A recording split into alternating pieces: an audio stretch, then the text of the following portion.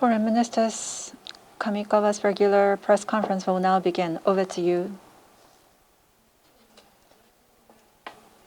Brazil holds the presidency for G20. Peru holding the presidency of APEC. This year is focusing Latin America. And Jamaica, Trinidad and Tobago, and Japan is celebrating 60 years anniversary of the diplomatic relationship. We positioned this year as Japan CARICOM exchange year. Now, in order to start this, on the 7th, I met with Jamaican Foreign Minister Johnson Smith, who chairs the CARICOM's diplomatic department. I have successfully established a personal relationship of mutual trust, and we could come to a common understanding covering many themes, particularly backed up with the common value and understanding JJ Partnership, which celebrates the 60 years anniversary. We have added the new fields on top of the marine field. We added a new chapter of WPS because both of us are the female foreign minister. Now, bearing in mind of the deteriorated security circumstances in Haiti, we talked about the importance of taking the approach through the WPS as well as launching of the task force for the WPS. I was very impressed because I also attached much emphasis on WPS with Latin America. We share many values and principles such as liberty, democracy, as well as rules of law. We've been cooperating in the policy field, socio-economic development, as well as fostering historical and person-to-person relationship based on the mutual trust, having the largest Japanese society in the world. They also have a high potential in food as well as mineral. They are also a very important partner who underpins Japan's economic security. And also from 21st to 22nd, there will be the Foreign Ministers G20 meeting to be held in Rio de Janeiro. International community is faced with a lot of difficulties. However, we have fostered the unique ties with these regions. We would like to leverage them for the peace, stability, and the prosperity of the international community. This is such a good occasion. From that perspective, I would like to seize as many diplomatic occasions and so as to further promote the good diplomacy with the Latin America. That is it from myself. Please raise your hand if you have any questions, and after you being called upon, please come forward to the microphone, identify yourself with name and affiliations. Kida-san, Kyoto. Hidema from Kyoto. Now, with regard to diplomacy with Latin America, I have a question. As you have mentioned, G20 in Rio de Janeiro, there will be the foreign ministers meeting of the G20. Collaboration, strengthening with the global south is very important aspect. So once again, for Japan, what is the emphasis point from the viewpoint of Japan? At G20 foreign ministers meeting, Ukraine situation and the response to the Middle East situation and the global governance reform, including Security Council reform, are expected to be discussed. So we would like to proactively communicate Japan's position and efforts with respect to such issues. To be more specific, what is wavering the foundation of cooperation in G20 is Russia's aggression to Ukraine. We would like to reiterate the need to achieve a fair and permanent peace as soon as possible in Ukraine. There will be Japan-Ukraine Economic Reconstruction Promotion Conference to be held on February 2019, and based on the outcome of that meeting, we would also like to demonstrate the attitude to strongly work on the recovery and reconstruction of Ukraine.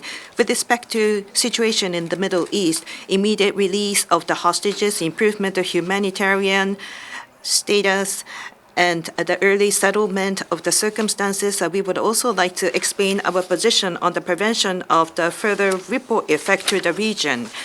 For the global governance reform, including the strengthening of the function of the UN, including Security Council reform, and MDBs, multilateral development banks, which are becoming even more critical for the support of developing countries facing a shortage of funding, and also for the reform of a WTO, which is the core of the multilateral trade structure. We would like to explain our position as well.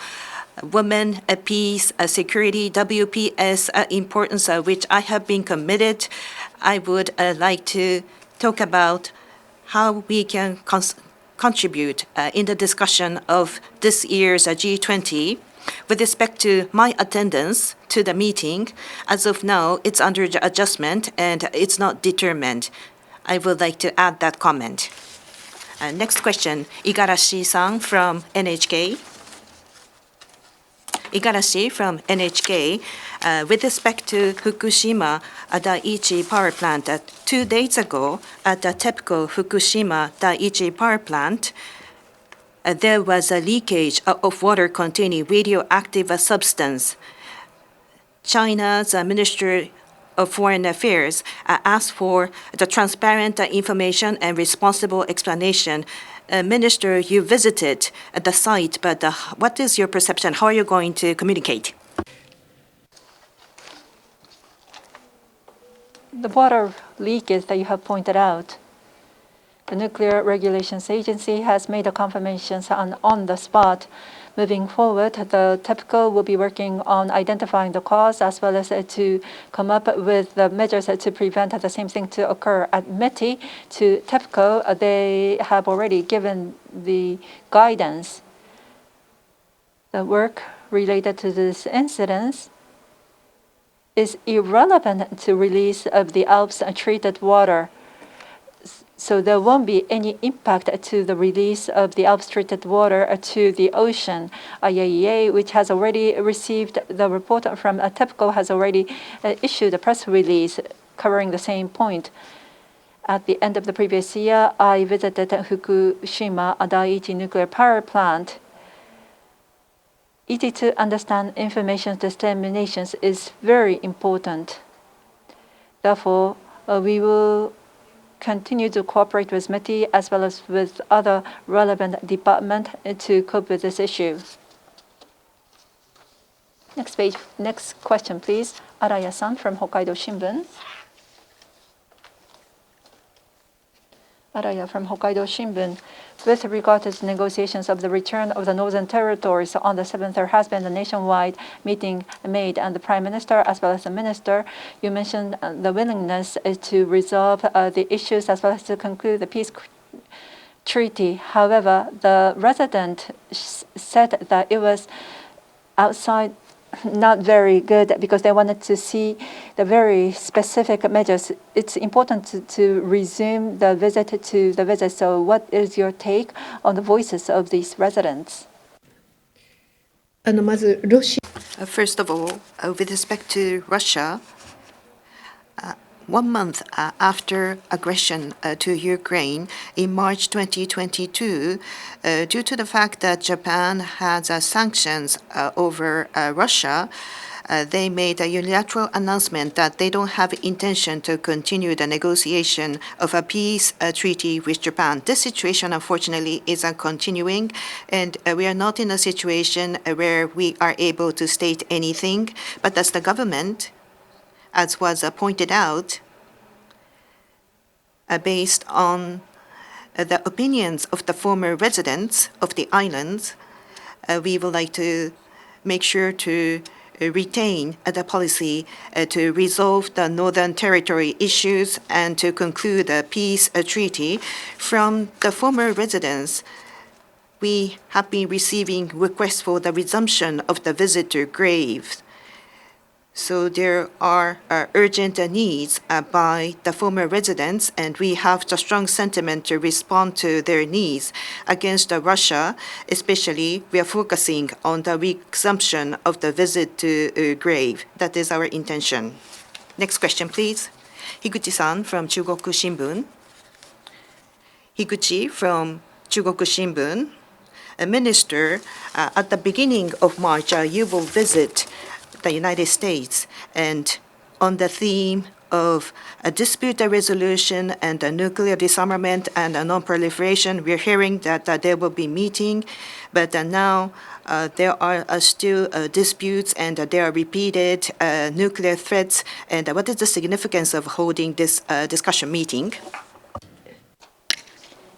Japan will be holding the presidency of the Security Council in March. So in New York, we are considering of having a meeting, the open meeting of the Securities Council on the main themes of the nuclear disarmament, non-proliferations, as well as the peace building. However, we are still coordinating the details, so nothing has been determined at the moment. Having said that, what you have mentioned, the circumstances surrounding the nuclear disarmament is becoming even harsher. Because we are faced with such difficulty, Japan is the only country suffer the damage in the war.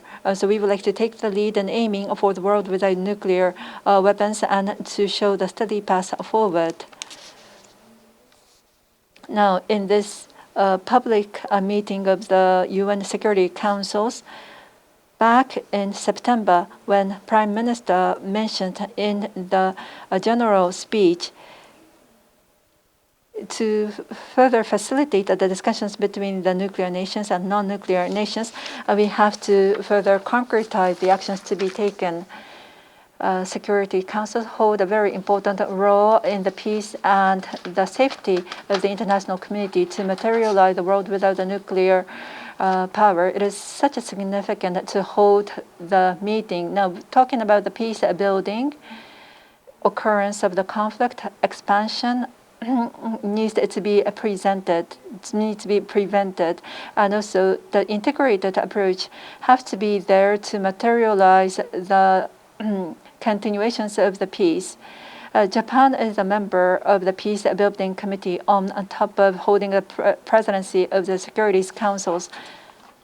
Last year in January, when we were holding the presidency of the Security Councils, we held a meeting on the peace building. Now, come March, based upon the perspective of female and human, we would like to focus on the people, particularly empowerment, and also to utilize the peace building committee. We would like to have a further discussions in the peace building field. Next, Igarashi-san from NHK. Igarashi from NHK. I have a question on Ukraine. President Zelensky on the 8th has dismissed the Commander-in-Chief Zaujensky and appointed the new commander. Russia is continuing the aggressions in Russia. However, there has been the change of the Commander-in-Chief, which may give the impact to the battlefield. On the 19th, there will be the Japan-Ukraine conference for the promotions of the economic reconstructions, but there will be the change in chief. What is your take on this? これは他国 This is related to the internal affairs of another country, so it is not appropriate to comment from the government position. Next question, please. Kyodo News, Tema-san, please. Hidema from Kyodo News.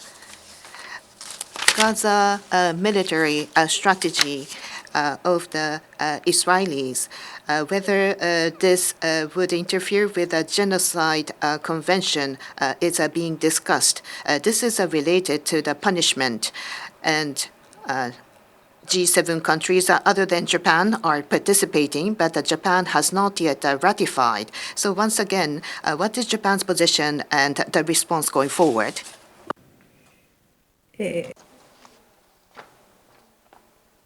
Genocide is the keen interest of the international community, and those who committed such a serious crime and should never be left without any punishment. In order to make a contribution to eliminations of such crime as well as for the prevention, with regard to the prosecutions as well as to the punishment on the genocide based on the ICC, there is the rules, the Roman rules of the ICC, and we would like to fulfill the obligation as a member state. Now, in this genocide convention, based upon the domestic law, there is the obligations that this has to be taken as a crime. So there is the obligations of the international treaty as well as the domestic law, and we have to have a good understanding of the two. With regard to conclusions of these conventions, we have to give a serious thought, and we are deepening our discussions with the relevant department. The minister have some other business arrangements, so this concludes today's press conference. Thank you.